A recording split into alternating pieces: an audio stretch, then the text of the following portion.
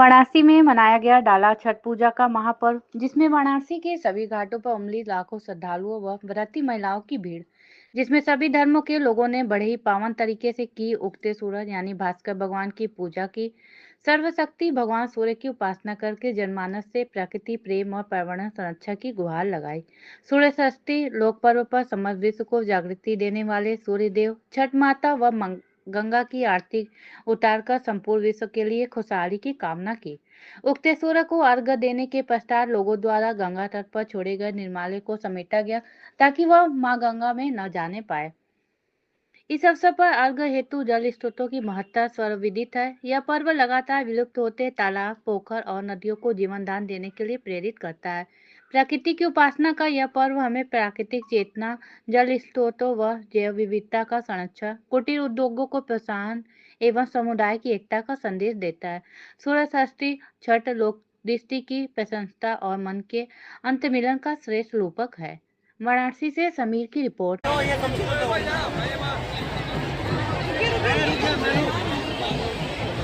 ठीक है, हमके ठीक है, गाड़ी से ले जाएंगे।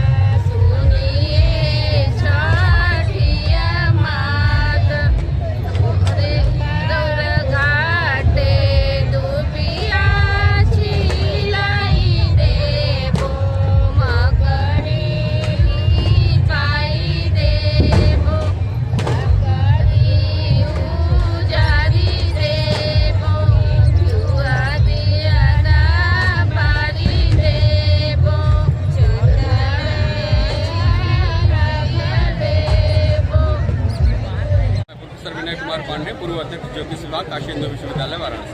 सर, आज छठ का महापर्व है। देखिए, ये लोक आस्था का पर्व है क्योंकि भगवान सूर्य प्रकृति के प्रत्यक्ष देवता हैं और सृष्टि के आदिकाल से भगवान सूर्य की पूजा होती आई है, इसलिए इनको प्रत्यक्ष देवता कहा जाता है। हमारे यहाँ पुराणों के अनुसार ये अग्निशोमात्मकम जगत का जो सिद्धांत है उसके अनुसार भगवान सूर्य और चंद्रमा ही सृष्टि की उत्पत्ति के कारक है, सोम तत्व और अग्नि तत्व के रूप में। तो ये भगवान सूर्य की आराधना से जीवन में समग्रता आती है और जीवन के सब दुख दारिद्र्य दूर होते हैं और आरोग्यता प्राप्त होती है। स्वयं भगवान श्री राम ने भी जब अपने जीवन का महत्वपूर्ण कार्य किया था तो उसके पहले आदित्य हृदय स्तोत्र पढ़ते हुए भगवान सूर्य की आराधना की थी। भगवान विष्णु जब श्री कृष्णावतार में कृष्णावतार में आते हैं और उनके पुत्र शाम्ब को जब कुष्ठ हो जाता है तो भगवान सूर्य की आराधना करते हैं तो उनका कुष्ठ रोग शमित होता है। जब पांडवों के यहाँ द्रौपदी जो है कुंती को जब पुत्र की प्राप्ति की इच्छा होती है तो वो कर्ण रूपी पुत्र की प्राप्ति करती हैं सूर्य की आराधना से। द्रौपदी जो है अक्षय पात्र प्राप्त करती है सूर्य की आराधना से। तो सूर्य एक ऐसे देवता है, प्रकृति के प्रत्यक्ष देवता हैं जो जीवन में आरोग्यता को प्रदान करते हुए हर तरह की समृद्धि देते हैं। और इसके साथ ही षष्ठी देवी जो है वो कार्तिकेय जी की पत्नी है जो देव माता भी कही गई है। तो वो उनके पूजन के साथ षष्ठी में व्रत रह करके और सप्तमी के जो अधिपति सूर्य हैं उस दिन सप्तमी में सूर्योदय काल में भगवान सूर्य की आराधना निश्चित ही सामान्य की अपेक्षा अनंत गुने फल को देने वाली है। सर, ये काशी की जनता को क्या कहना चाहेंगे? निश्चित ही सभी को आज यहाँ आकर के ना हो अपने घर पे ही जरूर भगवान सूर्य को अर्घ दें क्योंकि यह दुख दारिद्र्य और आरोग्यता का द्योतक है। सर, ये दारिद्र्य को दूर करते हुए आरोग्यता को देने वाला है। सर, ये पूजा कहाँ से स्टार्ट हुई है और किस लिए स्टार्ट हुई? देखिए, ये प्रकृति ये जो स्वरूप वर्तमान में दिख रहा है ये परिवर्तित स्वरूप है। भगवान सूर्य की आराधना तो सृष्टि की उत्पत्ति काल से ही हुई। जब से सृष्टि हुई तभी से सूर्य की आराधना शुरू हुई।